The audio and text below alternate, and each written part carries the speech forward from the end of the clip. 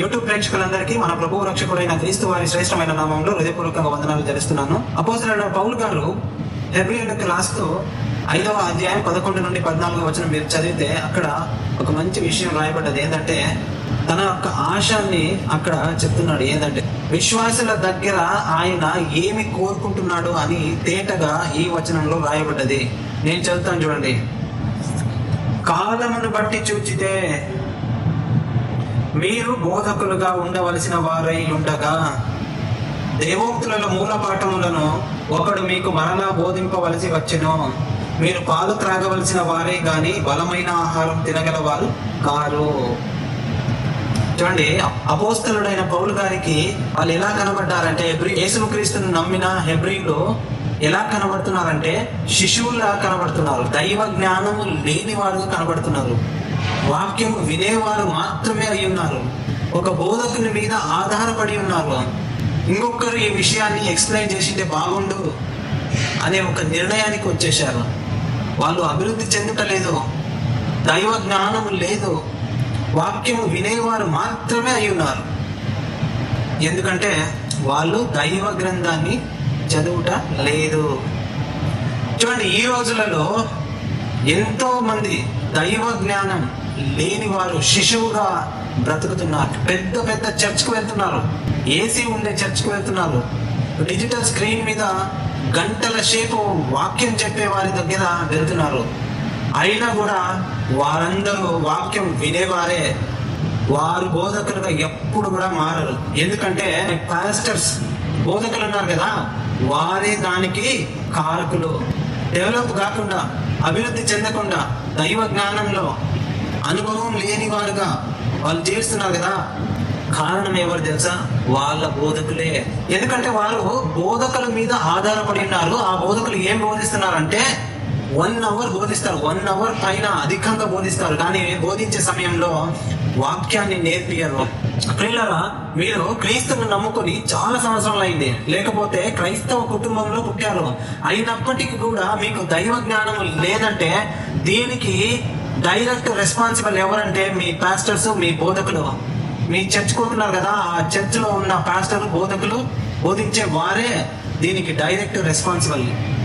ఎందుకంటే మీ పాస్టర్స్కు మీరు బోధకులు అయ్యేంత మట్టుకు ఎదగకూడదు. మీరు బోధకులు అయితే వెళ్ళిపోతారు. మీరు బోధకులు అయితే వారికి వచ్చే కానుకలు ఆగుతవి, వారికి వచ్చే కానుకలు దూరంగా నిలవబడుతవి. వారికి కానుకలు రాదు.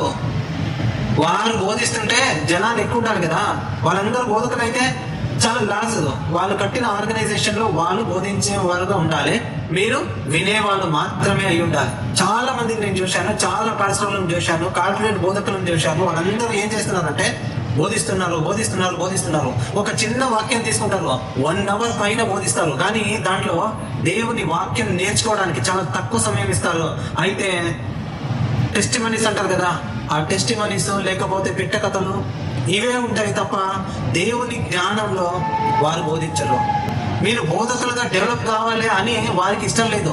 ఎందుకంటే మీరు వినేవారు మాత్రమే అయి ఉండాలి, వారు వారి పిల్లలు బోధించే వాళ్ళు అయి ఉండాలి. మీరు చూడండి, వాళ్ళు కట్టిన ఒక మినిస్ట్రీ ఉంటుంది. ఆ మినిస్ట్రీలో ఏం జరుగుతుందంటే వాళ్ళ ఫేస్ హైలైట్ గా ఉంటుంది.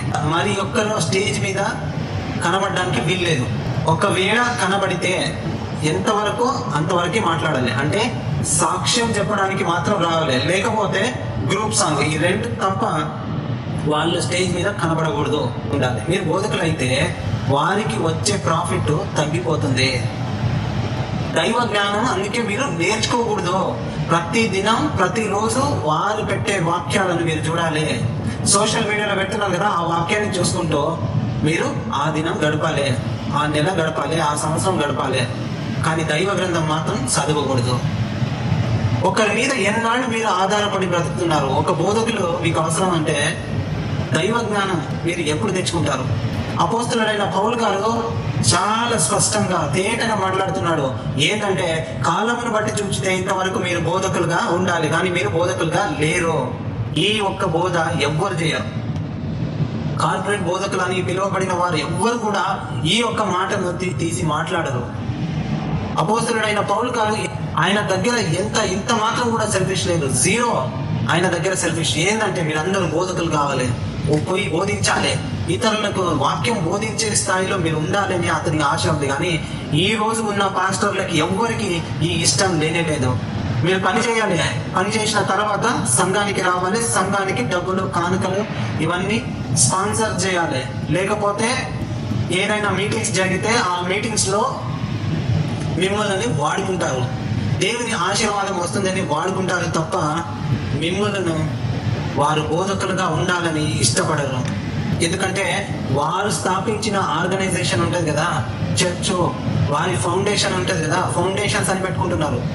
క్రీస్తే ఒక మంచి ఫౌండేషన్ మనకు. అయితే వీళ్ళు ఏం చెప్తున్నారంటే వాళ్ళు స్టార్ట్ చేసిన మినిస్ట్రీకి వారి పేరు పెట్టుకొని పలాని వ్యక్తికి చెందిన ఫౌండేషన్స్ అని పెట్టుకుంటారు. ఆ ఫౌండేషన్ మీద సంఘాన్ని కట్టి ఆ సంఘం మీద వారి పేరు పెట్టి ఆ సంఘంలో వారి పిల్లలు బోధకులై ఉండాలి, మరొకరు దగ్గరికి రాకూడదు, వాళ్ళు లీడర్ ఉండాలి, మీరు పరిచయం చేయాలి. ఇదే అయితే అపోస్తలుడైన పౌలు గారు వీరికి విరుద్ధం ఏంటంటే ఆయన కోరుకుంటున్నాడు మీరందరూ బోధకులుగా ఉండాలని.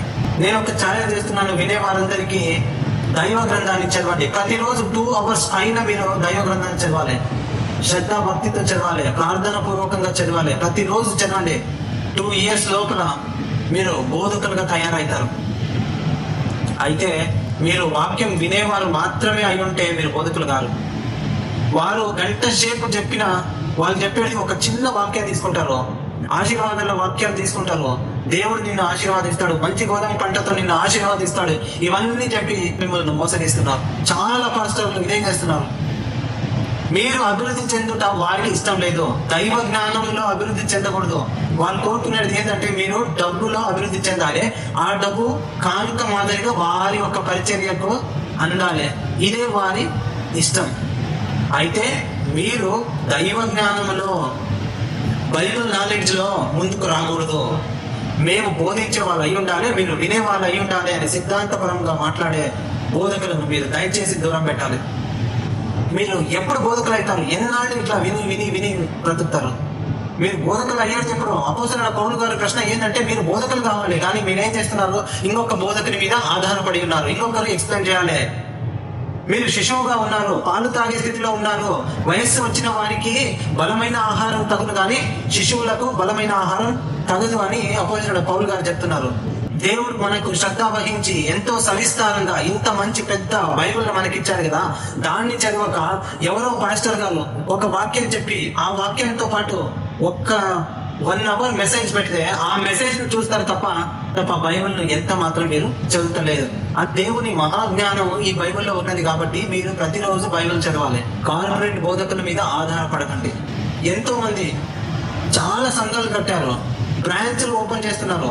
ఆ ప్రతి ఒక్క బ్రాంచ్ లో ఒక్కరే అట్ ఎ టైం మాట్లాడతారు. ఎట్లా అంటే మెయిన్ సంఘంలో ఆయన మాట్లాడతాడు, అదే దాన్ని డిజిటల్ గా ప్రతి సంఘంలో ఉన్న డిస్ప్లే స్క్రీన్ మీద వారు చెప్పే బోధ వింటున్నారు. చూడండి, సంఘం ఇప్పుడు థియేటర్ లాగా అయిపోయింది. అంటే ఒక తల్లికి తన బిడ్డ ఎదగాలని ఇష్టం ఉంటుంది. ఎంతవరకు శిశువుగా ఎన్ని సంవత్సరాలు శిశువుగా ఉంటే ఏ తల్లిదండ్రులకి అయితే ఇష్టం ఉంటుంది చెప్పండి మీరే.